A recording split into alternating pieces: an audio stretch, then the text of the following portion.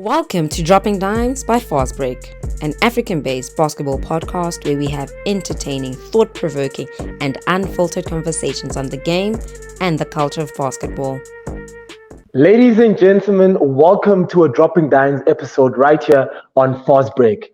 Today we have a bona fide, certified basketball player who needs no introduction in South African basketball circles.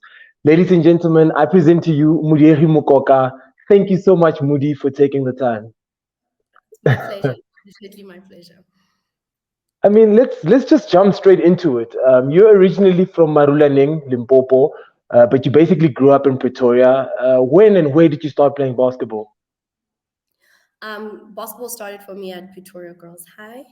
I was initially, I had no intent ever to actually play basketball. I was just going to carry on playing tennis, stay focused on netball as well, squash. I had an array of sports, and basketball was definitely not one of them. Fortunately, Taki Mufumadi had actually seen me playing tennis, and she instinctively said, "You need to be at basketball." So Monday, I think trials were happening. She saw me at the tennis court the Friday, and she's like, "You have to be there, or I'm going to have to deal with you since you're a grade 8." And that's what I played basketball. Wow. And I mean, just talking about you as a basketball player, I've seen you play power forward, small forward, shooting guard, point guard. I mean, what was the first position you played in basketball and what made you such a versatile player? I started in the post, so I think that's where you actually get, I think, the best training for the game. You really get to see the guards do most of whatever they think they're doing, whilst you're waiting and fighting down low. You know, like I guess I was much taller when we started out. You know, I grew up, shot up, and stayed at that height. So it made sense at the time to make me a post player because I was one of the larger girls. And you learn the fundamentals, get the basic footwork right, understand where you're supposed to be. So at some point when I transitioned to the guard, it was actually easier because now I understood where the post is meant to get the ball, where they're supposed to be, you know, just positioned if everything goes according to plan. Yeah. All right. So, I mean, you mentioned earlier that you played tennis, squash, netball. That first year of yours at Pretoria High School for Girls, or Pretoria Girls High School, how was your transition into basketball? Easy. Easy. Easy. Playing as a goal attack, that was like my primary position. And the center was my secondary position when I'd play netball, right? So the footwork that you need as a goal attack is essentially the same for basketball. So the transition was pretty simple. And the manner in which Victor Shagineza had taught us the rules, it was seamless, you know. He understood a lot how the background most of the girls were coming from in terms of sports. So he always articulated it in a fashion that we could literally just move into, okay, this is how then the basketball, you know, dynamic should be in terms of your movement. Okay, so I mean, if I'm not mistaken, you start playing basketball in grade 8. You're 14 years old. In grade 9, you're already making provincial teams. I mean, you representing Gauteng under 18, Gauteng under 17. At which point did you know that basketball is actually going to be a thing for me? The first time I got snubbed.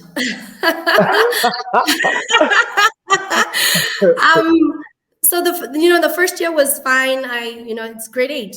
I think grade 8 is one of the years where whoever's athletic is just going to do better than everybody else. It's not necessarily yet an issue of who's working hardest, who's working smartest, blah, blah, blah. I was just more athletic. So did well my first round in the Pretoria League. We won. I got the under 14 MVP. And from there on, I think the second year, I guess now, Mapito had informed me that, hey, there's trials.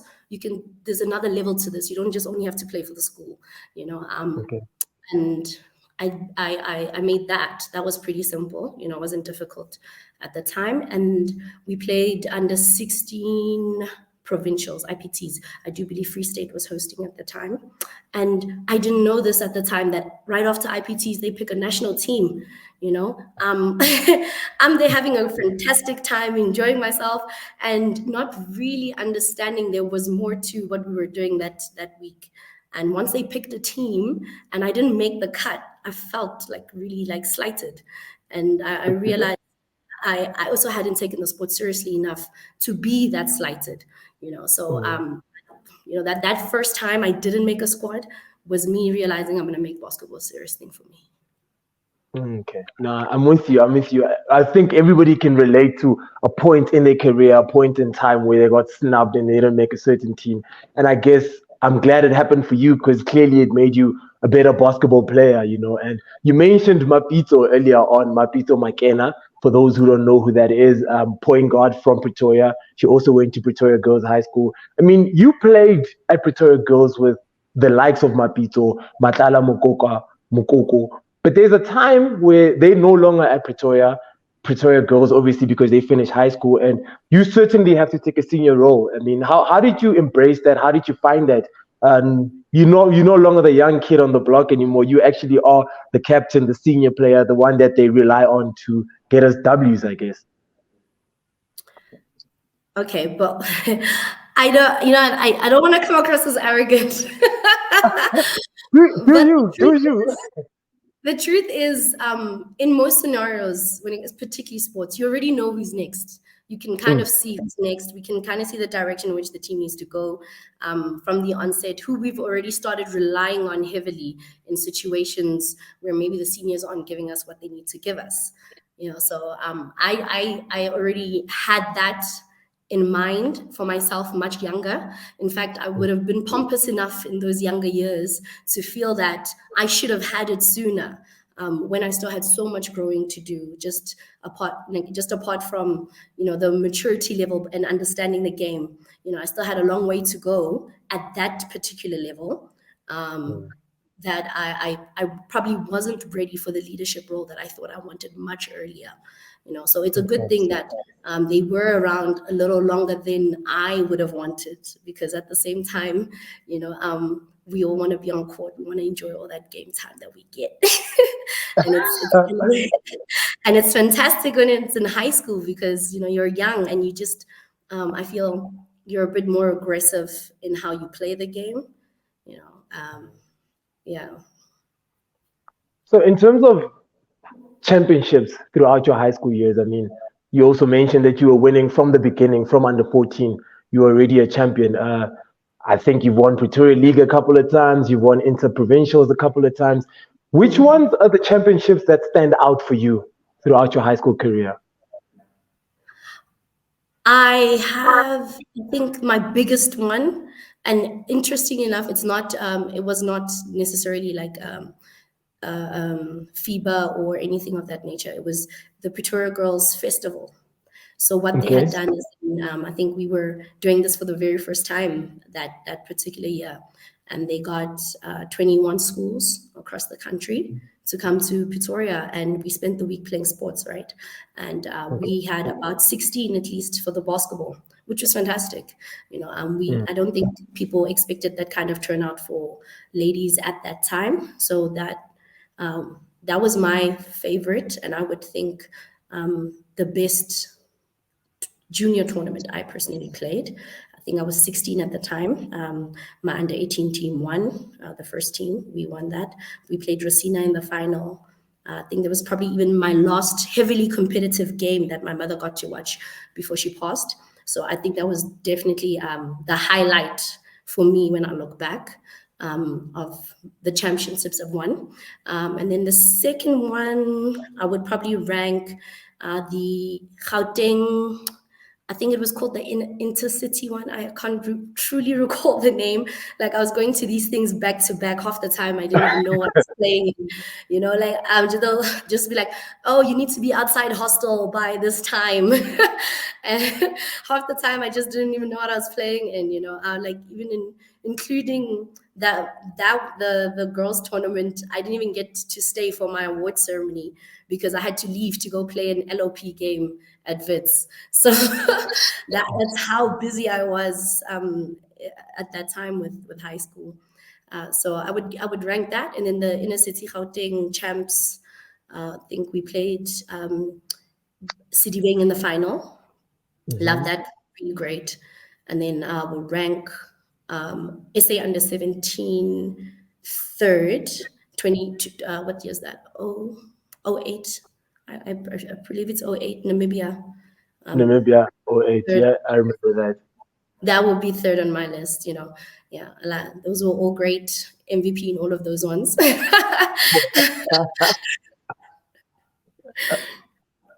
And I mean, you mentioned Namibia because that also perfectly leads into my next question is how did you find representing your country at a young level, and what was the transition for I mean, playing in South Africa to playing against opponents outside of the country that are sometimes a bit more athletic and sometimes even bigger? How did you find that? So in terms of my size, I think in the country, I am what we would consider a large guard. So then when we Okay. do play internationally, I am normal sized. I am normal sized. I'm now actually meeting my physical height match and speed match and strength match. So that those are actually the times that I'm a little more excited to play. Because I honestly would travel anyway just to match up against people that I were at my fitness level, particularly at that time, because I loved just exerting myself and just highlighting the degree to which I felt I was more athletic. So I didn't have a big issue with that. I think it was a huge driving force for me. The only part that I do wish I'd worked on a little more, particularly in those years, was my skill set. I do believe I had a more limited skill set in terms of on the ball work that I could actually do. I was more of a catch and release player, particularly at that time, feed off the rebounds, which is fine. There's nothing wrong with that. I just wish I had more and done a little more to work on myself. I think that's also the part in where you're a big fish in a little pond. You stifle your growth, and then you get the wake up call when you go to big school and you're now at uni and you realize, oh my God, you know nothing. I mean, speaking of university, at the end of your high school career, did you know what you wanted to do next? Did you have it all figured out? Were there any other options to weigh? So my dad's vision for me was for me to just leave the country, Okay. and so I had met with a lady from the States, and they were looking to place me in New York, but it was still early days in terms of my mother's passing, so my grandmother hadn't quite grasped the concept of me leaving. So we had to go to plan B. But plan B was still not a horrible plan because WITS is still a great institution. Probably really and truly, if you're going to rate institutions, it would have been a better academic place than any place they could have placed me in terms of New York State in itself. Unfortunately, it's just that in Africa, we don't get ranked accordingly just because we're Africa. Sure. Yeah. Okay. So you end up a ladybug, and up until that point in time, the Wits Ladybugs had not won any championships. In terms of basketball, is there anything that could have possibly lured you to the Wits University basketball program? Okay. 3-4 folds, so the one thing was Coach Willie. So Coach Willie Matakala has been, very pivotal actually in my growth. He was one of the first coaches who was very adamant that I need to play senior level sooner. So at the time I was 16, turning 17, where he had already put me on the training squad for the senior provincial teams. And he was like, you need to be here. You're going to transition into this. And rather we start you now so that it's easier. So by 17, I played my first senior IPTs. And that is around the time he learned that he'd be at Wits. So his thought process, which I didn't quite grasp at the time, I'm 17. I'm not even thinking that far ahead in terms of programs. And he's like, we need to grow this program, and I would like to center it around you.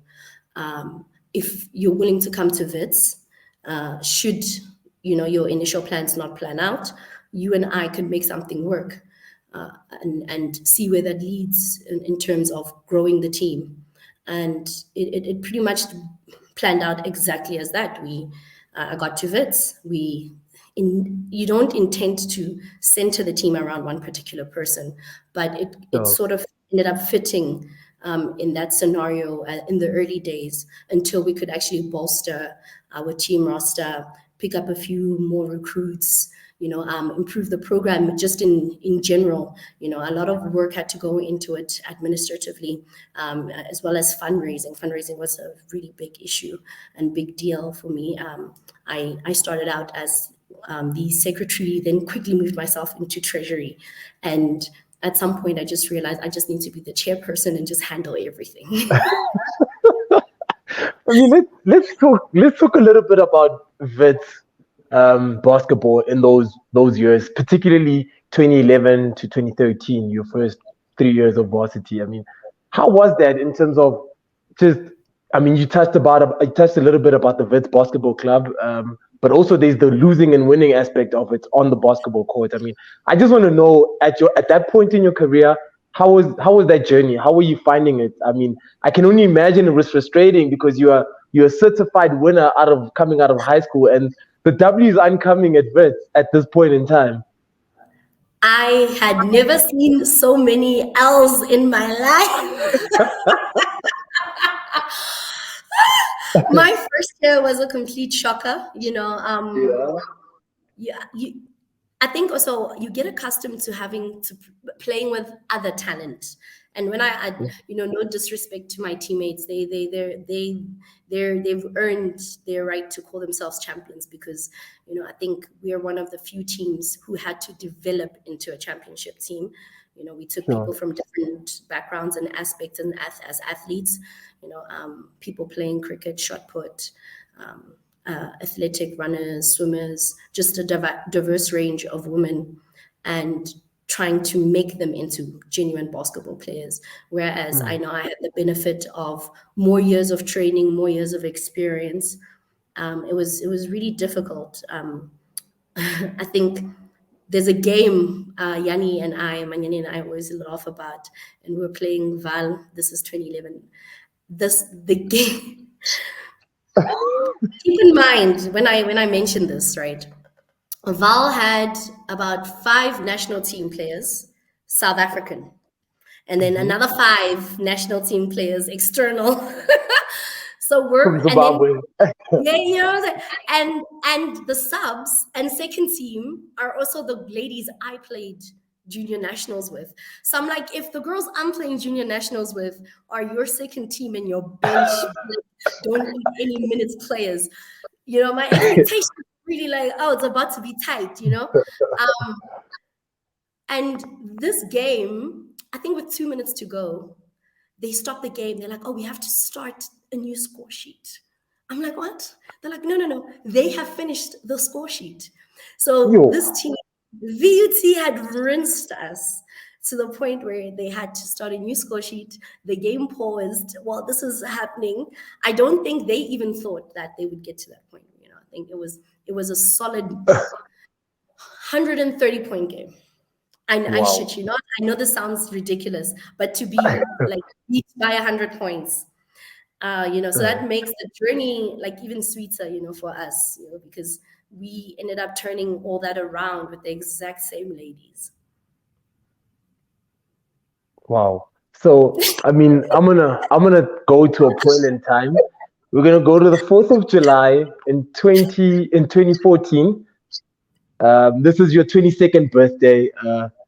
You got the ball at the top of the key. Recall is guarding you, and you nail a 3, basket good, and 1. And I mean, this just solidifies that the Wits Lady Bucks have turned it around, about to win their first ever championship.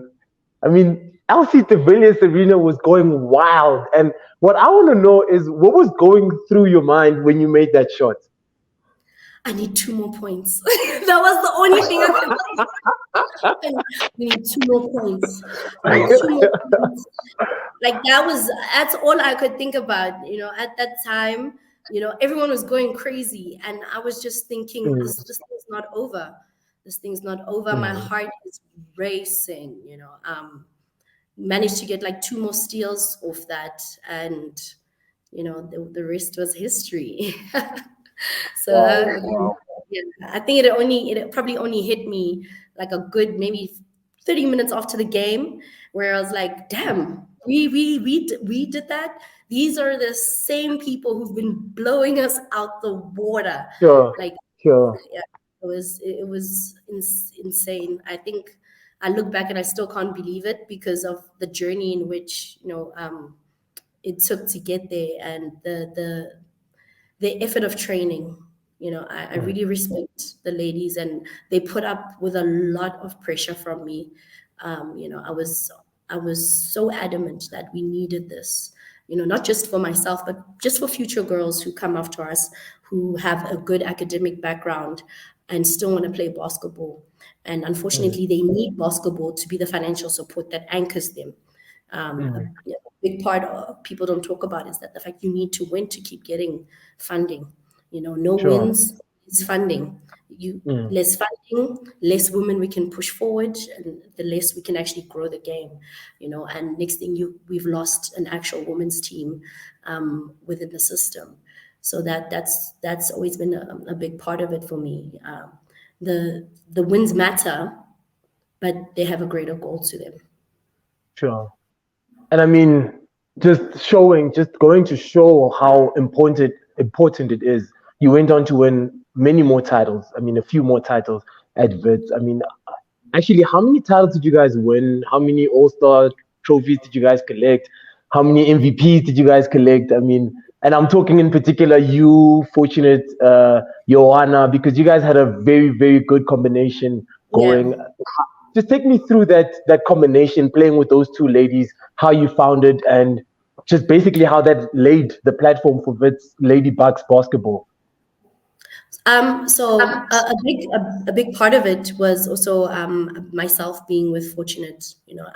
We were a great duo. I don't Mm, think you can't talk about Fitz Ladybugs and not talk about us as a combination. We were the sure. biggest threat on the court, and we knew how to essentially like take turns in helping the team move forward on court. We've been together since under 16. I know that's a bit surprising for some people when I actually tell them that, and I'm like, that's probably why it worked so well and so easy for us. So I got Mm, to Wits first, and by then already, Coach Willie and I had already said, okay, after this, Fortunate is coming in. She makes it here. There's still 1, 2, 3 that we can add in. This other person from the previous year is still staying. And the recruit drive that I would run in January was pretty heavy. We would also try get ladies like literally off the strip in terms of the campus. There's a lot of people who come to the university not knowing where to actually find a sport, or knowing that they would actually be able to carry on playing basketball. So that first 2 months, while first years are still finding themselves, was very crucial in signing them up. And that's mm, how we got Joanna. So Joanna had been playing in Pretoria her whole high school career, and mm. once we spotted her, and she was like, "So you guys do have women's basketball here?" And I was like, "Yeah, yeah, we're gonna be a winning team, but I'm gonna need you," you know. Mhm. um, she soon found out that we weren't a winning team, but he was so ready to put in the work. I think it's so much better to win, through a fight than just get it through the easy walkovers that that later came. Let me not even like downplay the degree to which things got so easy for us. The combination of my Joanna, myself, and Fortunate was pretty difficult for most people to guard, Mm, and as we now get older and we're more mature in our game, and because university is a cycle, you move up, the older move out, a new batch moves in, and you get to step on their necks. Sure. And I mean, in your time at Wits, you're also making interprovincial tournament teams. You mentioned that you played for Limpopo from 17 years old. I mean, that's one of the accomplishments in your career that cannot be, taken for granted. And I mean, Limpopo is a winning basketball team at IPTs. I mean, was it really as easy as you guys made it look? I think it looked simple once we were all on the court, but Okay. if you on an individual basis, like every single one of those women like work hard constantly. And the one interesting thing I realized about my team early on, they all had a chip on their shoulder. Everyone had something to prove constantly. And a big part of it was the style of play.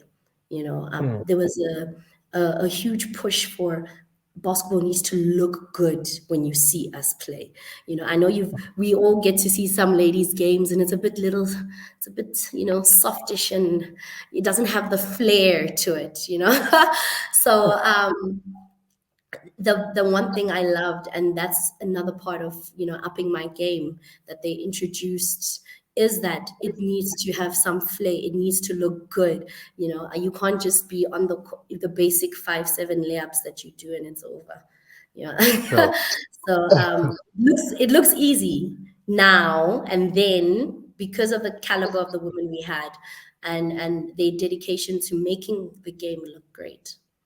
And I mean, speaking of senior women's basketball, 2015, you played in the AfroBasket qualifiers, which is a successful trip for the ladies because you guys also went to AfroBasket. And I mean, I think I know from my experience that is a step up. That is a different level of basketball. How did you find it? I was delighted just to be there. Like I was thinking, back to rookie times, junior things, because I think in comparison to my seniors, they were miles ahead in terms of the experience they had already gotten, and the number of times they had the opportunity to actually play to that level. I do unfortunately look back and wonder if I should have been there because I was injured. I was injured, but kept on. What injury did you have? So I'd torn a few ligaments around my left ankle. And I was pretty much hobbling around, and the leg itself was pretty blue most of the trip. I think it was like blue for like a month and a half. Took a lot of effort every morning. I feel sorry for the physio. Like Martine Human was an amazing woman. She was kind. She spent an hour every day getting my swelling down to get my foot in my shoe. So I think, but that was really good because I also learned the degree of perseverance you need if you want to still stay on a roster. I personally right now would never and constantly try not to advocate to players to play on injuries, because at any given moment that could have been the very last game or the very last minute I ever set foot on court, because you're taking a big risk when you try play on these injuries. But for me, I felt you never know. What if this is the last one? I had it pretty set that it's not my last one. There's no way. The country's not going to cut me yet. They still kind of need me a few more years, But yeah, but looking back, that was very poor decision making on my end to even try proceed to keep playing, which I did. Learned a lot. I brought that back. I think even in terms of improving as a guard and my court vision, that was where I think I grew the most. I saw how African women's basketball and how the speed aspect can truly be used. Sure. And I mean, speaking of women's basketball, we fast forward to the WBNL. That's our next talking point. In 2021, you play for 20 Suns. Did that have anything to do with the fact that you grew up in Pretoria? Sort of a homecoming for you? Honest truth. Honest truth. Yeah. Okay. So I'll give Titch Mabiza quite a bit of credit. Him and Natalie spent a good chunk of the time massaging me and making me understand the vision they had for sons. And it made sense to me. I was like, no, but I am a Victorian person technically, so Sure. makes sense. And I unfortunately that year, Coach Willie and I had a slight falling out, and Okay. we were fighting at the time when all of the signings and the trials and all that other stuff was happening, and I saw things my way, and he didn't quite understand yet where I was coming from. And I guess it was what was meant to be. So I was like, maybe this is my time to move away from Limpopo temporarily. Okay. But I'll always be a Limpopo child. I'll see you guys, and let me go represent. So, I mean, much to nobody's surprise, you win another title, WBNL. I mean, but it wasn't easy. I mean, you guys play against Igoli Magic in the semifinals, a team that everybody thinks is younger, faster than the 20 Suns.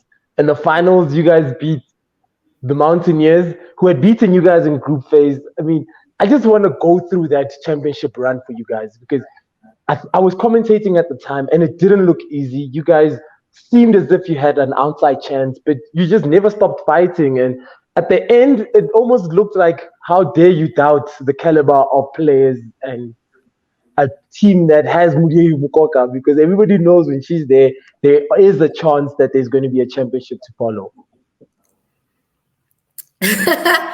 You know what? I think so. The ladies already came in with a chip on their shoulder. They were like, "We've got to win. These ladies are just no one can undermine us." So even the kind of training sessions we'd have, everything was pretty intense. Um, you you don't realize how much work you're putting in. I think we even got to the point where I think we were even overtraining. That's how hard we were working. Where you'd come a little Wow. drained to the game. You come to the game a little drained. You're getting it into your head quite a lot because you want to make sure everything's perfect. And I think that also was where we went wrong, especially with that group stage game we lost to the Mountaineers. We had a lot of overthinking happening for us. I know myself in particular, the last 10 seconds, I really overthought a lot of the actions. I had several options that were wide open, and I think doubt in those couple of moments crept in for first time, and we took that L, and I definitely put that L on me because I tied the game up to forget myself that I think I believed we were actually up at some point, and I got the scores muddled up, thinking we were down, and then I was unnecessarily wasting time. It was so ridiculous. So that loss was completely all on me. Like, the team didn't deserve to take that L at all. But it was an L that taught us, to loosen up a little bit so that we can just, make it more simple for ourselves in the final. Okay, and now you're representing Igoli Magic, and I think everybody's dying to know what influenced that decision. I mean, it caught everybody unawares. Whew, I was basketball in a drama, anker. So it was a soapy. It was a whole soapy. Like, what's a Kaleli generations? Is it deep MC? Um, so after the last season game we had last year, Mm, I was starting to question myself, particularly as a player, and whether I was fitting in the system. Sometimes it's okay. not necessarily whether you've lost your touch or you've lost yourself, and maybe it's just you're no longer the base or a building block that's necessarily required in the structure you're in. And that's the kind of feeling I was starting to get. I did feel underutilized, which also ate at my confidence. When you get accustomed to 35 to 40 minutes a game, and then you're barely touching a full quarter, Sure. it weighs on you. So Yeah. post that game, I had my one-on-one with my mentor, Coach Willie, and he boosted my morale and was telling me how fantastic I am, and this is a sign to home. And I was like, okay, this makes sense. I'm gonna go the LeBron route and Okay. let's curate a team. So I talked to my girls, and my Limpopo women were like, okay, so what we would like to do is build a roster that kind of looks like this. So the plan Okay. was to go to Limpopo, be back home with essentially the women I grew up with, the women Yeah. I built up and won championships with, you know. And that didn't work out because the coach then, closer to finalizing the team, had a falling out with the administration. And his fallout with the administration over selection led to his resignation. So I do believe they were a bit hasty in a lot of their decision making. It's truly unfortunate, but these things do happen. And I do Mm. think they were hasty on both ends. Coach should have never quit. He's worked too hard and given too much to the federation and just the provincial structure as a whole to give it up over fighting about selection. Sure. You give it the week. We're supposed to get the final team list. I realized this means we have a new coach.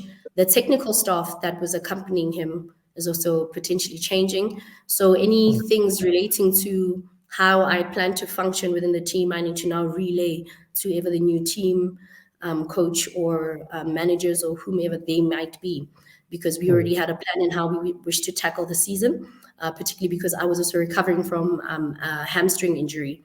I think I had quite a lot of basketball this past year on its own. Okay. So I was recovering from a hamstring injury. I had about maybe 2 weeks left of my rehab program.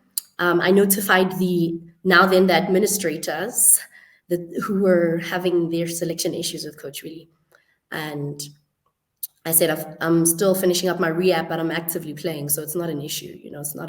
It's not necessarily a thing. Just putting you on notice, because we had a game plan regarding this, so that I don't overexert it while I finish up rehab. Mm. Unfortunately, instead of trying to understand what that meant, they took it as me being unfit to play, and I Oh my. received notice that considering you're unfit to play, we will be cutting you. And I was just like, unfit This must be to the play? first time since high school you get cut. My ninja. I was so confused. I was like, unfit to play for doing rehab. What? I was like, I just came back from Mamelodi. Like, I've been doing 40-minute games, 2 of them a Yeah. day. Like, what do Yeah. you mean? But I think once I was relayed and Coach really found out, he was like, no, it has nothing to do with you. It's more to get back at him for his Okay. departure. Mm. And which was pretty understandable. But the administrator in question, who started this, I might say there's a little jealousy though. So she ain't happy that we shining. Sure. Yeah. But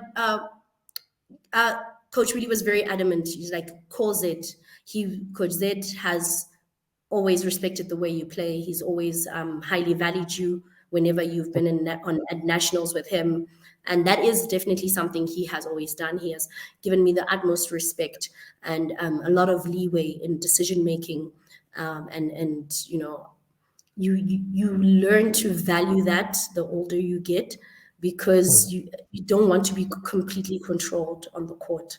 There's things Sure. that you see as a player that the coaches can never truly identify because of their vantage point. And I had a quick call with him, and he was, he didn't even hesitate.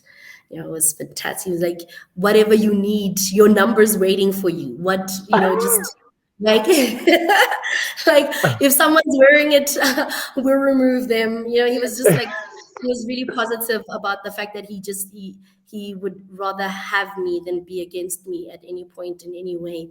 And I appreciated that. And that was the shocker that Sure. the next day, the same management team was like, oh my goodness, we thought you were injured. And I was just like, take this That's not what I L. said. Please take this L, hold it tight. Like, And so, is Igoli Magic winning the 2023 WBNL? Is I that what actually you do see? think so. Like Yeah. this one, they'll definitely take this one. I'm not being biased because I'm on the team, but I actually think they're my personal experience in terms of the teams I've played with. They're more hungry than any team I've actually been on. Wow. No offense to my Limpopo ladies, you guys, I love you. I'm playing with you next weekend. Anyway, we're always together. They have an aggression you can't teach. They're very relentless and don't necessarily give up, and I really adore that. And they also have the advantage of youth on their side. There's a lot you can do to prepare, but you can never teach youth, right? You Yeah. can never that snap back that youth Sure. has. That Those last peak 5 vibes. minutes. Yeah, that last 5 minutes where you're exhausted and they Mhm. give you that time out that this you can't teach that. You have it or you don't have it. And a lot of the time when you're young, that 1 minute rest period puts you back in the game. And I think they've gotten to a point where they have just enough experience and great youth to just push through anything. And when it comes to semis and finals, the truth of the matter is you need to be at a point where you can push your body 2 steps further than the next man. And if Sure. you're able to do that, it's much easier to win a final. 100%. I couldn't agree more. So, what we're going to do now is fire some questions that most people would not know about Modiegi. So, the first one, what are the most comfortable sneakers you've ever worn? Okay, my first LeBrons back in 2008, I think they were even the first ones that came out.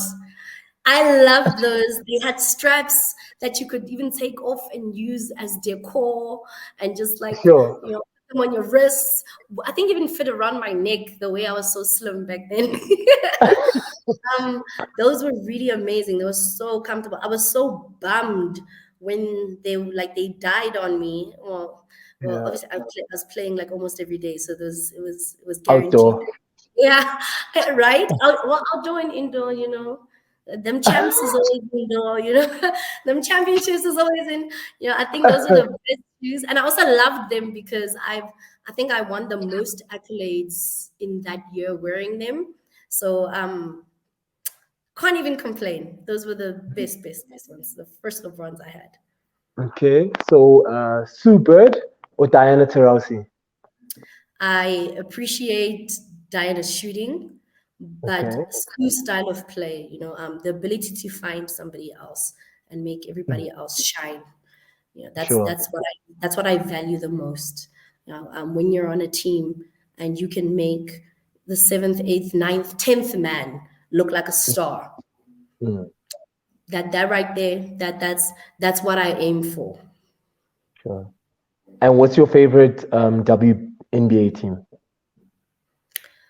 What's again? But jump nowadays. So I support the team. I support that.